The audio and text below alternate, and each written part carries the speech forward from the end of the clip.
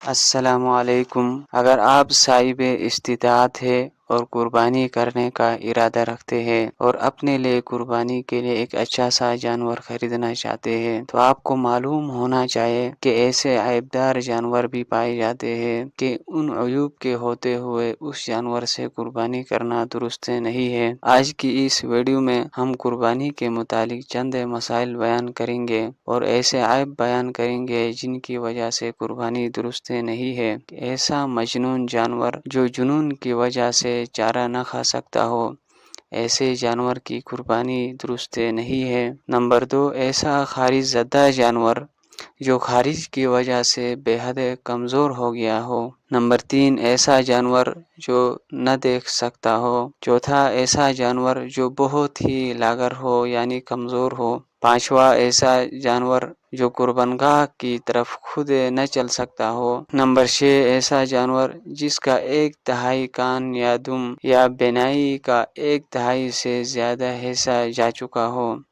Number 7، ایسا جانور جس کے پیدائشی کان نہ ہو۔ نمبر 8، ایسا جانور جس کے تھنوں کا سرہ کٹا ہوا ہو۔ نمبر 9، ایسا جانور جس کے تھن خشک ہو گئے ہو۔ گائے کے 2 تھن خشک ہو چکے ہو اور بکری کا 1 تھن خشک ہو جائے تو قربانی درست نہیں ہوگی۔ نمبر 10، ایسا جانور جس کی ناک کٹی ہوئی ہو۔ نمبر 11، ایسا جانور جو خنثی ہو۔ ان تمام عیبدار جانوروں کی قربانی درست نہیں ہے۔ دوسرا مسئلہ یہ ہے کہ حرام جانوروں کے اندر 7 چیزیں حرام ہے۔ اکثر لوگوں کو ان کا پتہ نہیں ہوتا، اس لیے وہ ناسمجھی میں مسائل کے معلومات نہ ہونے کی وجہ سے وہ چیزیں کھا جاتے ہیں۔ نمبر 1، دمہ مسفوح یعنی بہنے والا خون، یہ حرام ہے۔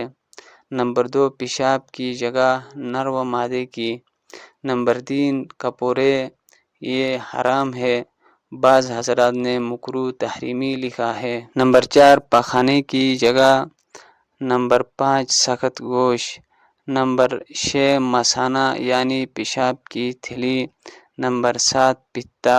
بعض حضرات نے حرام مغز کو بھی حرام اجزاء میں شمار کیا ہے، لیکن راجح قول کے مطابق حرام مغز کا کھانا حرام نہیں ہے۔ اگر آپ کو ہماری یہ ویڈیو اچھی لگے تو کومنٹس، لائک اور شیئر لازمی کریں، اور ہمارے چینل کو ابھی تک سبسکرائب نہیں کیا ہے تو مہربانی کر کے سبسکرائب کریں تاکہ ایسی تمام معلوماتی ویڈیو آپ تک پہنچتی رہے۔